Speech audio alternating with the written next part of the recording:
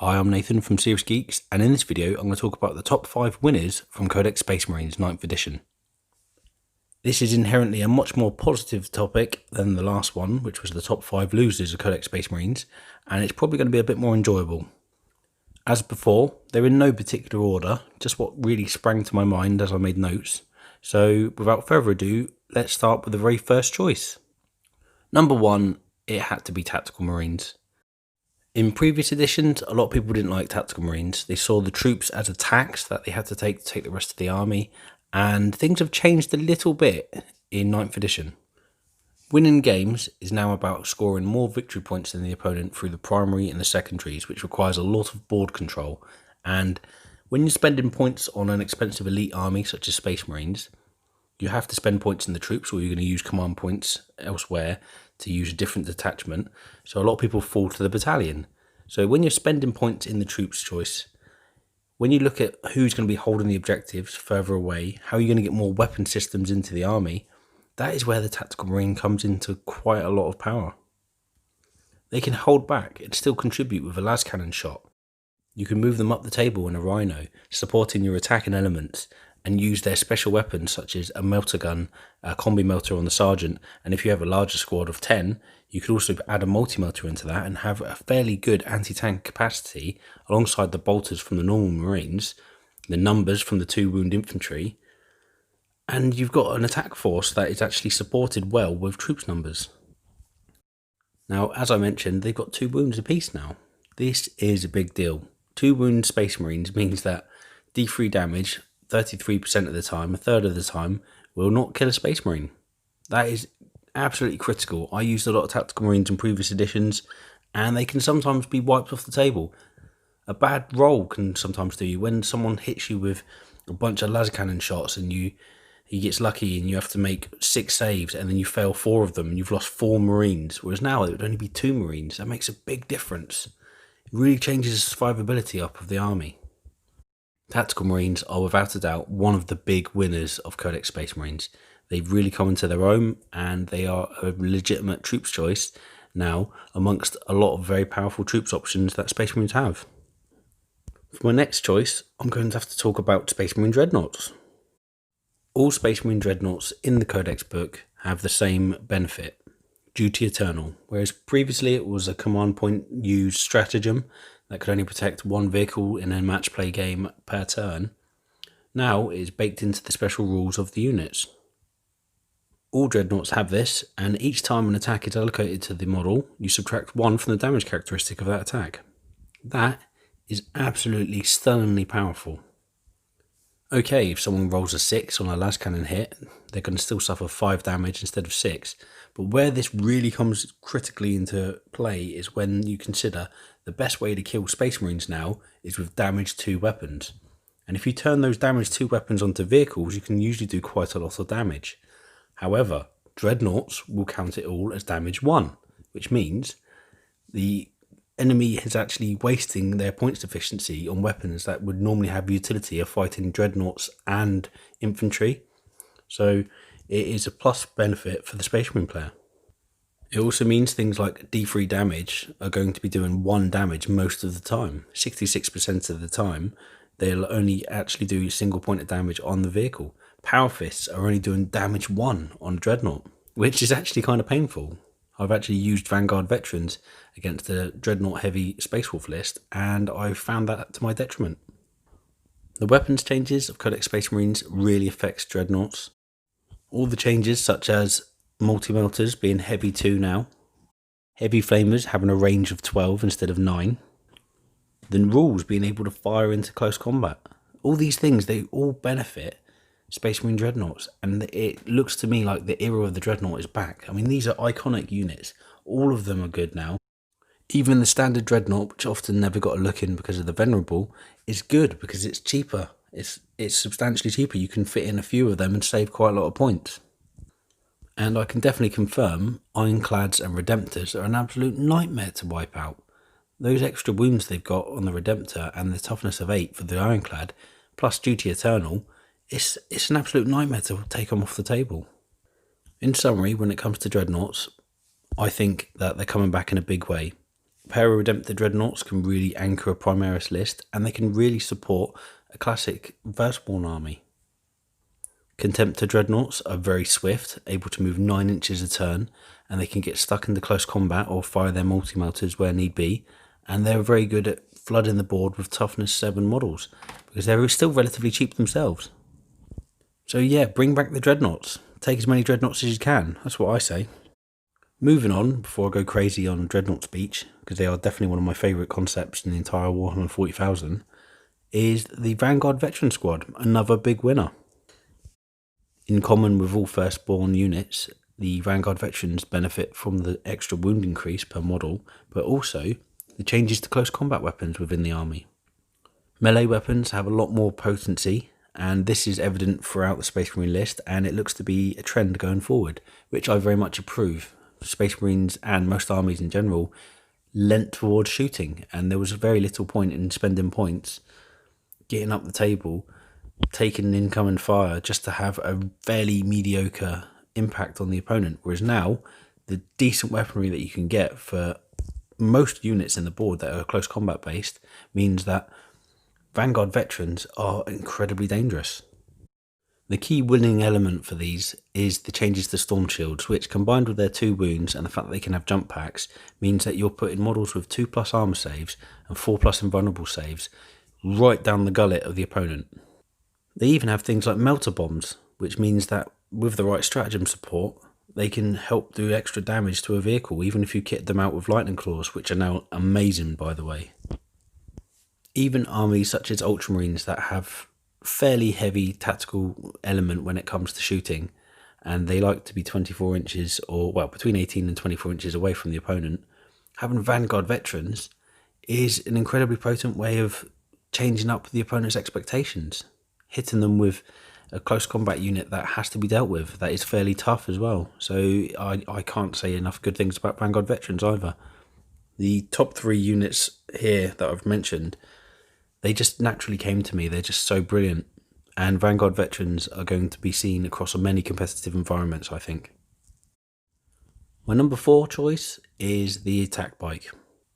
Previous editions saw this unit being critical for taking out vehicles, and now, in the latest edition, they've gone back to that. Multi-melters getting the boost that they have means that a unit of 3 of these has 6 multi-melter shots, able to move 14 inches a turn, and then just rush up to the vehicle they need to destroy and kill it. If they're not taken out afterwards, they can move to the next one, kill that as well. These models are incredibly cheap for what they do, 55 points, which is actually cheaper than what they used to be back in the old days when they used to be 65 or 70 points for the multi-melters. Now, I'm going to say something a little bit controversial here, and it's only a little bit controversial when I quantify it, so don't panic. Attack bikes are superior to Eradicators. There, I've said it. Eradicators are good, don't get me wrong. They are very effective at what they do, but they're slow moving. They need to be put into outflank to be able to get up close, or an expensive repulsor. And once they've committed to one side of the table, they can't move themselves to another side of the table to take out another target as easily. Attack bikes, on the other hand, are very comparable in price. They're a little bit more expensive per model, but they are able to move very fast. They have a twin bolt gun for extra firepower per model. They have an extra wound per model as well, and they don't rely on command points to get them up the table or to outflank or anything like that. Critically, they also take up a fast attack choice, and most Space Marine armies don't use them. Comparing to Eradicators that use heavy support, and you can see there's a lot of competition there, it's a big problem. So I actually believe that as competitive play goes on, if someone doesn't mind mixing and matching between Firstborn and Primaris, we'll see more attack bikes and less Eradicators on the table. Which will move me on to my next point. I'm actually going to say that the honourable mentions does include Eradicators because they have gone up in power. They are able to now be selected into units larger than 3, which does give them a bit of utility if they're marching up the table. But they didn't make the list because I do believe that they are outshunned by attack bikes. Most people won't take any more than 3 at a time, so I believe that in that sense attack bikes are superior. That's not to say Honourable mention for Eradicators doesn't mean that they're not good. They're still going to make it into many lists, and they're going to do a lot of work on the table, and you'll see tournaments probably won by units of Eradicators. It will happen. Other honourable mentions, such as the Hellblaster, which has had some nice benefits to its other weapons, aside from the standard Plasma Incinerator. Land Speeders, which have also had a boost in many of their weapons, as well as being fairly cheap weapons platforms. Vehicle benefits of not having to suffer a movement penalty when they fire their weapons. Devastators, they've, as always, benefited from the additional wound. So again, they too are an honourable mention, but then again they were always quite good, so I don't think they are as big a winner. There are other units that have done very well, such as the Vindicator and its now brilliant Siege Shield, giving it +1 to its armor save against shooting, or the Stalker that no longer suffers minus penalties when it's firing at non-aircraft units. New units such as the Gladiator Lancer I won't count in here because they've never actually been in Codex Space Marines before, so they can't technically be a winner over the previous incarnation. I do particularly like the Gladiator Valiant though, it is an anti-tank monster. The last honourable mention I'm going to throw out there would be bikes. Going up to the additional point of wound makes a big difference for a lot of bike squads.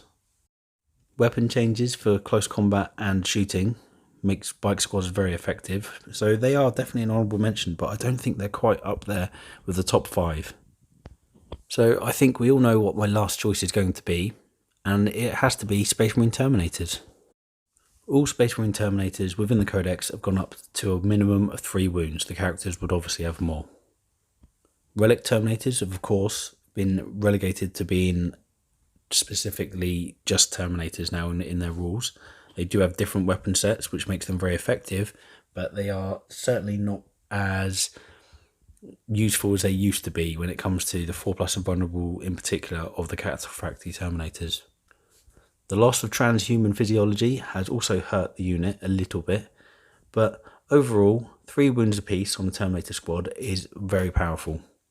Of particular note is the Terminator Assault Squad, which can teleport in now, saving points on expensive transports, and has the benefit that all units have of a Storm Shield, 4+ and vulnerable save, and crucially +1 to the armor save, which means they actually have a 1-up armor save in practice. Of course a 1 will always fail, but that means that the first minus on an attack against them will be counted as nothing. They'll still get a 2+ save. Teleporting in, you may think, well, that's not a guaranteed charge. Well, this is where the combinations in the Codex really benefits the Terminator squad and makes them big winners. Whether it's a normal Terminator squad coming in and shooting up and then trying for a charge, or a Terminator Assault Squad taking out a heavy unit, a nearby chaplain, which could have got there via a jump pack or teleporting in with a Terminator armor, etc., can utilise the stratagem Command in Oratory, which enables a chaplain to use a litany outside the command phase. The best one to use in this circumstance would be Canticle of Hate, which gives a +2 to the charge roll of the unit affected. This means your Terminator squads can get into close combat fairly readily. Remember, you can re-roll both the charge dice using a command point, which means that you have a very good chance of getting into close combat.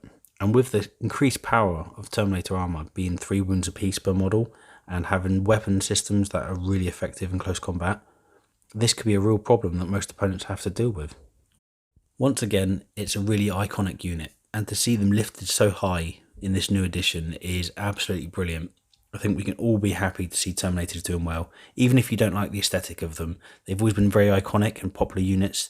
People have taken them just because they look good, and to see them in competitive sense on the table again, it boggles the mind. Them Dreadnoughts, it's just brilliant. I'm really enjoying the changes that we're seeing here. Just a little note before I go, I must say it was kind of disappointing not being able to put many Primaris units onto this list, but I don't believe they were lifted up quite as high because a lot of their benefits come from stratagem support, and they've lost a lot of special rules, such as the aggressors who've had their data sheet substantially changed. However, they're still an effective fighting force, so don't think I'm having a pop at them. That's certainly not what the case is. I'm just basically pointing out the biggest winners of the Codex, because previous Codex saw them operating on such a poor level. So now the biggest winners are obviously going to be the weakest choices previously. Anyway, if you think I've missed any off the list that you particularly want to see talked about in the future, let me know in the comments below. I certainly think that a lot of taste is involved when it comes to winners. It's a very subjective choice. I've tried to be as objective as I can, but it's not always possible. I mean, some of the units are very iconic, so it's hard not to choose them.